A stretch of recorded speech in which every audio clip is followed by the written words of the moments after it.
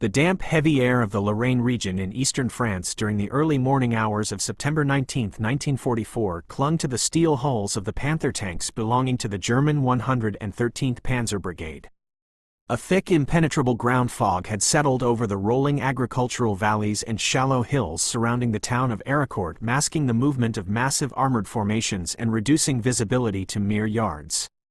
Within the command post of the 5th Panzer Army, General Hasso von Manteuffel studied his operational maps with a growing sense of profound dread. Manteuffel was an aristocrat of Prussian military lineage and a highly decorated veteran of the Eastern Front renowned for his tactical brilliance and deep understanding of mechanized warfare. He had been ordered by Adolf Hitler to execute a massive armored counteroffensive against the right flank of the United States Third Army commanded by Lieutenant General George Smith Patton.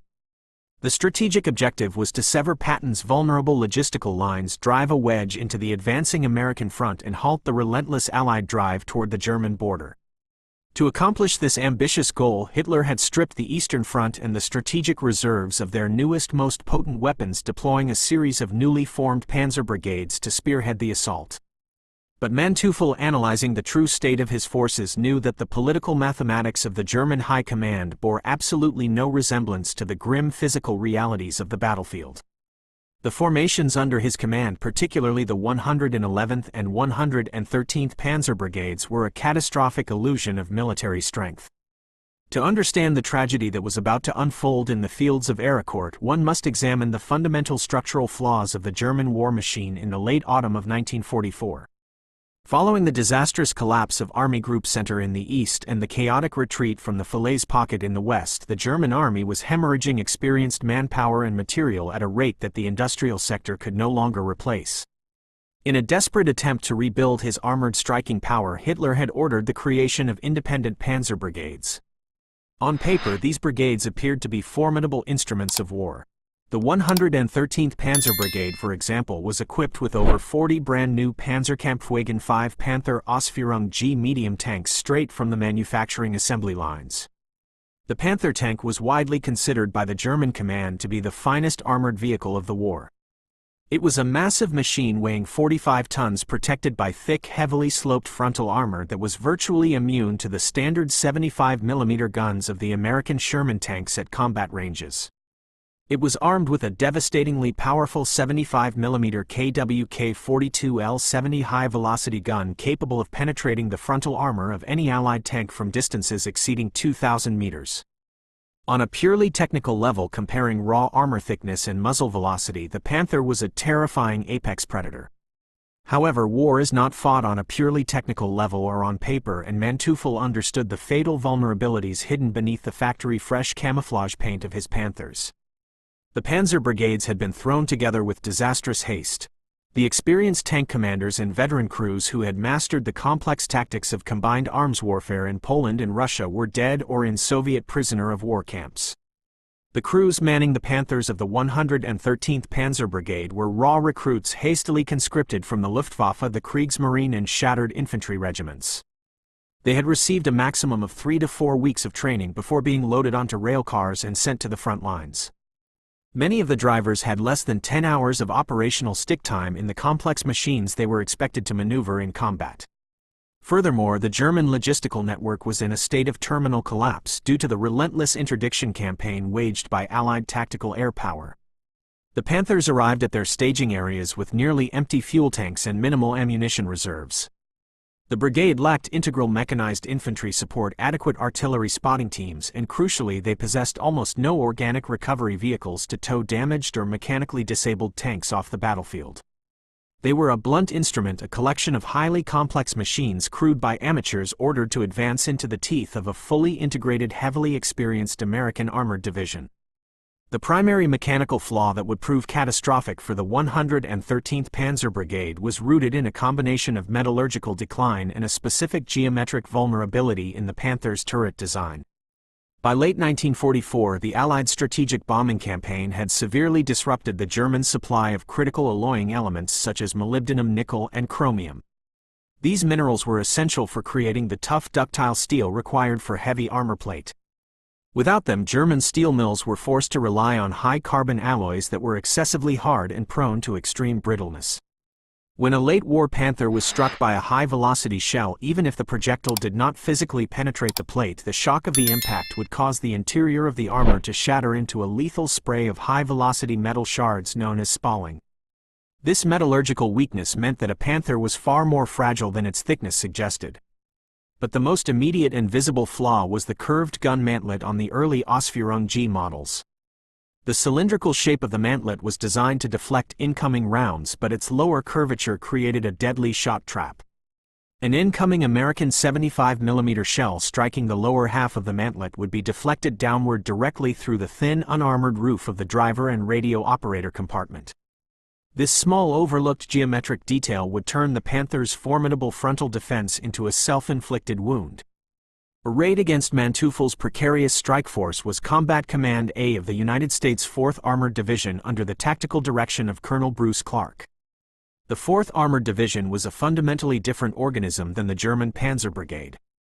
If the German formation was a hastily assembled collection of superior machines crewed by novices, the American formation was a highly refined ecosystem of veteran soldiers operating a machine that perfectly matched their tactical doctrine, the medium tank M4, commonly known as the Sherman. While the Sherman lacked the heavy sloped frontal armor and the hyper-velocity main gun of the Panther, it possessed a suite of technical and ergonomic advantages that, when utilized by highly trained veteran crews, made it a ruthlessly efficient instrument of destruction in the specific tactical environment of Western Europe. The American crews were veterans of the breakout from the Normandy beachheads and the rapid pursuit across France. They understood their machines intimately. They trusted their highly reliable frequency-modulated radios to coordinate complex maneuvers, and they possessed an unshakable confidence in their tactical superiority. The environment in which these two contrasting philosophies of armored warfare were about to collide was the rolling, undulating topography of the Lorraine Plateau. The terrain surrounding Ericourt was a complex mosaic of shallow valleys, blind defilades, small farm villages, and sudden ridgelines. It was not the flat open steppes of Russia, where the Panther could use its long-range high-velocity gun to destroy targets at 2,000 meters. It was a close-quarters tactical puzzle that favored mobility, situational awareness, and rapid reaction times. On the evening of September 18, Colonel Clark, recognizing that a major German armored thrust was imminent, had positioned the tank companies and mechanized infantry battalions of Combat Command A in a deeply layered elastic defensive posture. The American commanders utilized the terrain masterfully, hiding their Sherman tanks behind the crests of hills in a reverse slope defense, leaving only the commanders' open cupolas exposed to observe the valleys below. As the morning of September 19 dawned, the thick white ground fog rolled off the nearby waterways and completely blanketed the Ericourt battlefield. Visibility dropped to less than 50 yards. Within the command post of the 113th Panzer Brigade, Oberstleutnant Eberhard von Nostitz received the order to advance. The engines of the Panther tanks roared to life, coughing thick blue smoke into the damp morning air. Because of the fog and their complete lack of reconnaissance assets, the German columns advanced completely blind. They did not deploy scout vehicles or infantry screens to probe the terrain ahead. Instead, the massive 45-ton Panthers, grouped tightly together to avoid losing contact in the mist, rumbled straight down the agricultural roads and directly into the kill zones meticulously prepared by the American forces. The initial contact occurred shortly before 8 o'clock in the morning. An American outpost manned by a lightly armored M8 Greyhound armored car, utilizing its radio, detected the deep mechanical vibration of the approaching German tracks. The scout relayed the coordinates to the command post and quietly withdrew into the fog, allowing the heavy German armor to penetrate deeper into the defensive web. The engagement began not with a massive barrage but with isolated, terrifying encounters in the blinding mist. Elements of the 113th Panzer Brigade blundered blindly into an American tank destroyer platoon. At point-blank range, the fog momentarily parted to reveal the massive sloping glacis plates of the Panther tanks. The American anti-tank gunners, firing their high-velocity 3-inch weapons, achieved several immediate kills, penetrating the thinner side armor of the German vehicles before the fog rolled back over the burning wreckage. The green German crews panicked. Bereft of experienced leadership and unable to see the enemy firing upon them, they began to maneuver erratically, firing their heavy 75mm guns blindly into the mist, hitting nothing but trees and dirt. The rigorous discipline required to maintain a cohesive armored formation instantly evaporated. The German attack, which was supposed to be a massive coordinated thrust, fractured into dozens of isolated confused elements blindly groping through the valleys around the town of Bézingay-la-Petite. By mid-morning, the meteorological conditions that had shielded the German advance began to shift. The autumn sun climbed higher in the sky and the rising temperature began to burn off the thick layer of ground fog. As the mist thinned and finally dissipated, a scene of profound tactical vulnerability was revealed to the American commanders occupying the high ground. The commanders of the Sherman tanks, standing in their open hatches, looked down into the shallow valleys and saw the dispersed, disorganized elements of the 113th Panzer Brigade milling about completely exposed. The German Panthers were caught in the worst possible tactical situation. They were in the low ground, they were not facing the enemy with their thick frontal armor, and they were entirely unaware that they were being observed by dozens of American tank guns already calculated for range and elevation. Colonel Clark, observing the developing massacre from his command post, issued the order to engage. What transpired over the next 3 hours was not a battle in the traditional sense but a systematic mechanized slaughter. The American Sherman tanks, operated by men like Captain William Dwight, commanding a company of the 37th Tank Battalion, executed a textbook demonstration of armored maneuver warfare. Realizing that a frontal assault against the thick glacis plates of the Panthers was suicidal, the American crews utilized the rolling terrain to mask their movements flanking the German formations. The Shermans would race through a shallow defilade, climb the reverse slope of a hill, and suddenly crest the ridge, completely surprising the German crews below. The ergonomic and mechanical superiority of the Sherman instantly dictated the outcome of these rapid engagements. The American gunner, utilizing his hydraulic traverse, would snap the turret onto the target in seconds. The loader, positioned perfectly within the spacious turret, rammed a 75mm armor-piercing shell into the breach. Before the inexperienced German commander could even locate the threat and scream orders over the internal intercom to his driver and gunner, the American Sherman fired. The flaw in the Panther's armor was ruthlessly exposed in these minutes. At ranges under 500 yards, the American 75mm gun could easily penetrate the Panther's side armor, which was only 45mm thick. More devastatingly, the shot trap on the mantlet became a magnet for American fire. Several Panthers were destroyed when American rounds skipped off the curved mantlet and slammed through the thin hull roof, killing the driver and igniting the ammunition stored in the hull floor. Furthermore, the brittle late-war steel caused catastrophic internal damage even when shells failed to penetrate. Large chunks of the inner armor plate would break away under the kinetic impact, bouncing around the interior of the Panther and killing the crew. The German tankers found themselves in a mechanical nightmare. When a Panther was hit and erupted in flames, the surrounding German tanks would desperately attempt to locate the source of the fire. But the American Shermans, utilizing the shoot-and-scoot tactic, would fire 1 or 2 rounds and immediately reverse back down the hill, disappearing from sight before the sluggish turrets of the Panthers could even rotate to face them. The mechanical fragility of the Panther exacerbated the disaster. As the panicked German drivers attempted to pivot their heavy tanks in the soft, muddy ground to face their attackers, the massive torque required would often cause the final drive gears to shatter. The final drive was the weakest link in the Panther's automotive design, a component that had been designed for a 30-ton tank but was now being forced to move 45 tons of steel. At Ericourt, dozens of Panthers became stationary targets, not because of enemy fire but because their transmissions had physically disintegrated during basic maneuvers. Immobilized and unable to traverse their turrets quickly enough to respond to the flanking Shermans, the German crews were forced to abandon their multi-million-mark vehicles or be burned alive within them. The lack of recovery vehicles meant that every mechanical failure was a permanent total loss. By 11 o'clock in the morning, just 3 hours after the morning fog had lifted, the 113th Panzer Brigade was effectively destroyed as a cohesive fighting force. Over 40 Panther tanks, the vast majority of the brigade's armored strength, lay burning, heavily damaged or abandoned in the fields of Lorraine. The American 4th Armored Division had suffered only a handful of casualties, losing fewer than 10 Sherman tanks in the brutal exchange. The mathematical reality of the engagement was staggering. A numerically comparable force of medium tanks had utterly obliterated a formation of heavily armored, highly advanced fighting vehicles in a fraction of a day. This was not a victory achieved through sheer numerical superiority but through superior tactical deployment, vastly superior crew training, ergonomic and mechanical advantages that favored rapid engagement, and a complete mastery of the operational terrain. The aftermath of the battle presented a stark and horrifying visual testament to the shifting balance of power in the European theater.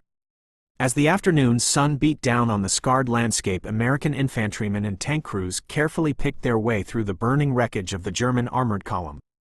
The massive Panther tanks with their thick sloped armor and incredibly long 75mm guns looked like the apex predators of the battlefield, but they had been slaughtered by a machine and a doctrine that prioritized efficiency, reliability, and rapid target acquisition over pure armor thickness. The American ordnance officers examining the destroyed German vehicles noted the massive kinetic damage inflicted by the 75mm M3 guns, proving that the standard American tank weapon was highly effective when employed with the correct flanking tactics. They also noted the incredibly poor quality of the German steel on the late-war Panther models, observing massive cracks and catastrophic spalling around the penetration holes, indicating that the German metallurgical industry was severely suffering from the lack of critical alloying elements. For General Manteuffel, the destruction of his spearhead at Ericourt was a strategic catastrophe that doomed the entire Lorraine counter-offensive. Without the striking power of his panzer brigades, he could not penetrate the defensive lines of the Third Army.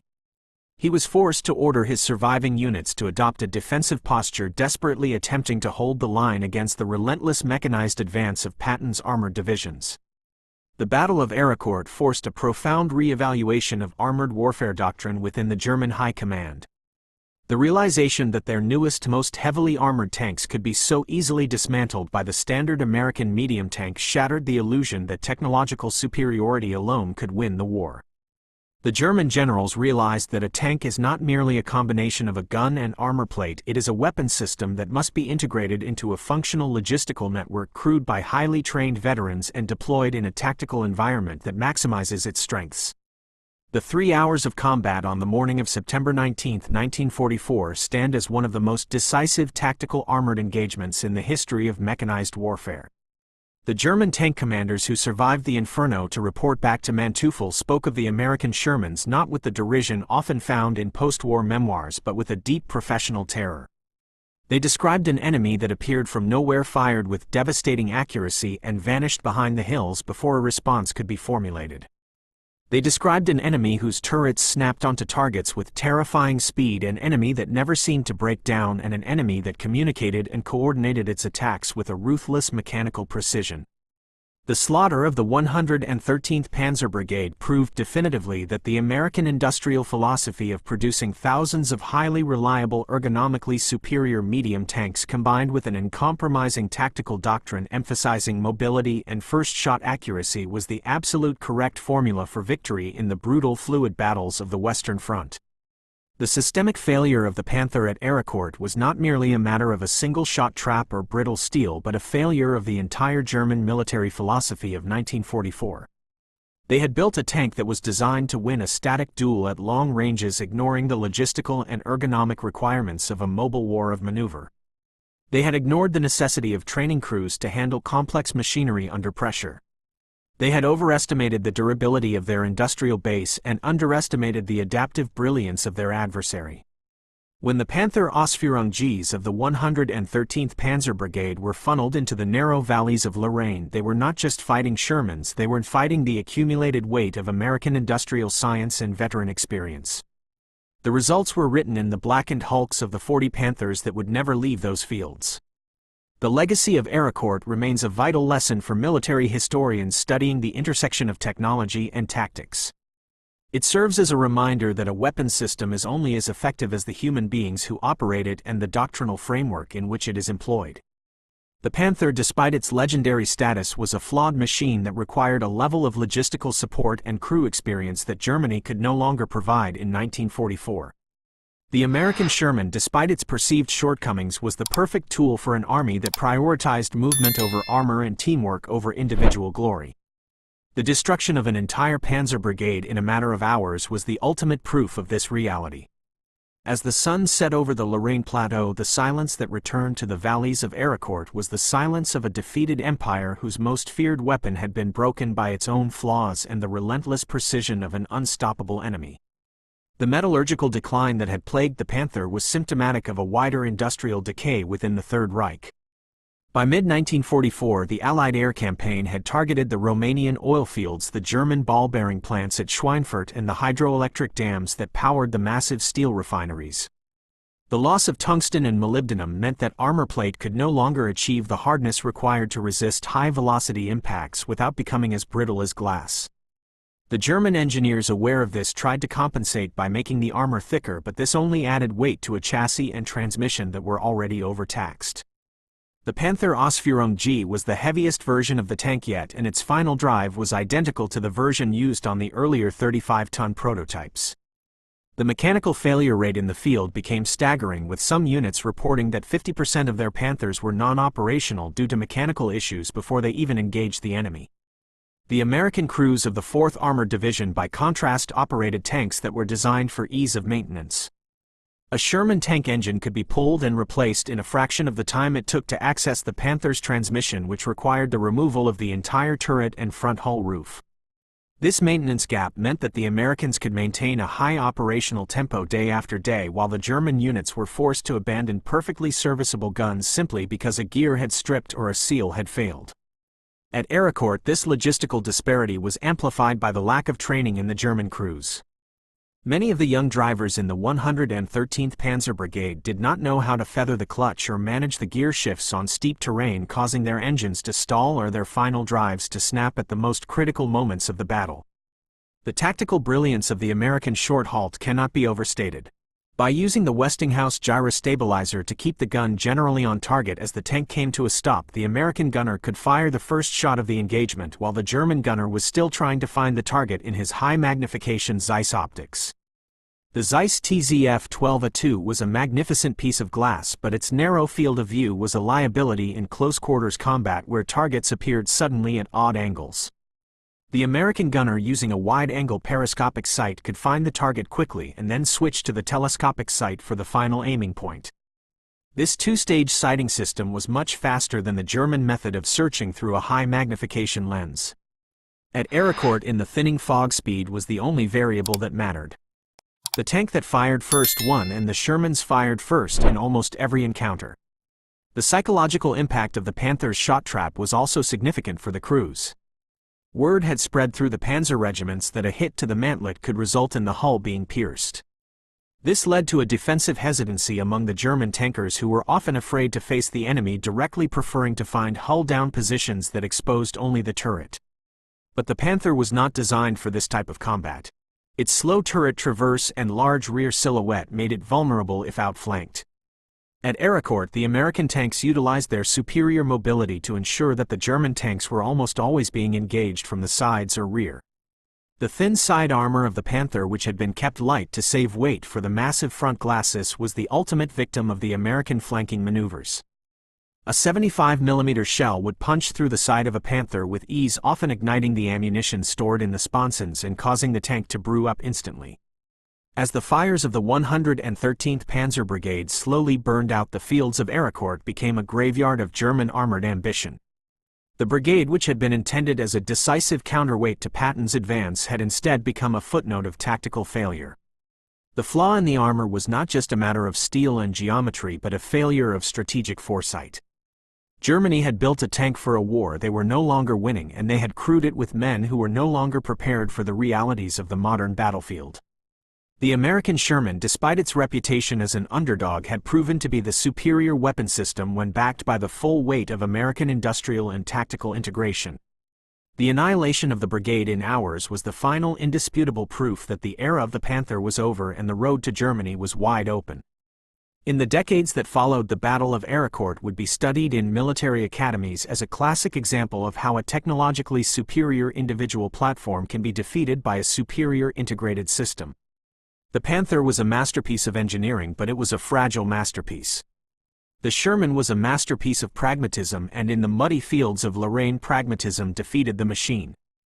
The shot trap on the mantlet was eventually fixed with the introduction of the chin on later Ausführung G models, but it was too late to save the 113th Panzer Brigade. The metallurgy of the Reich would never recover, and the mechanical reliability of the German heavy tanks would continue to deteriorate until the very end of the war. The lesson of Ericourt was clear: victory is not won by the tank with the thickest armor but by the army that can keep its tanks moving, shooting and communicating until the objective is secured. The final count of the German losses at Ericourt included not just the 40 Panther tanks but also a significant number of Panzer IV tanks and half-tracks. The infantry of the brigade, which was supposed to support the armor, had been left behind in the confusion of the fog and the rapid American counterattacks. Without infantry to clear the hedgerows and provide security, the German tanks were easy targets for American bazooka teams and armored reconnaissance patrols. The combined arms failure of the 113th Panzer Brigade was absolute. They had entered the battle as a prestigious elite formation and they had left it as a shattered remnant, their reputation destroyed along with their machines.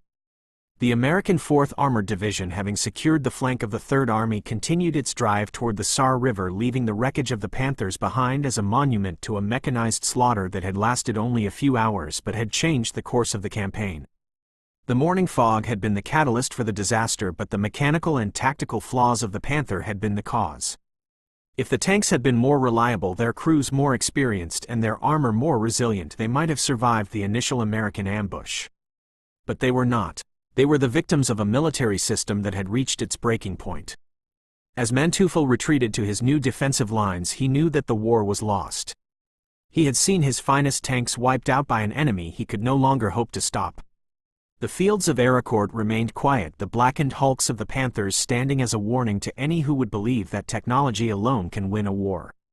The invisible orders of the American squads and the mechanical precision of the American system had triumphed over the armor of the Reich, and the flaw in the Panther had been the final piece of the puzzle that led to the brigade's total annihilation.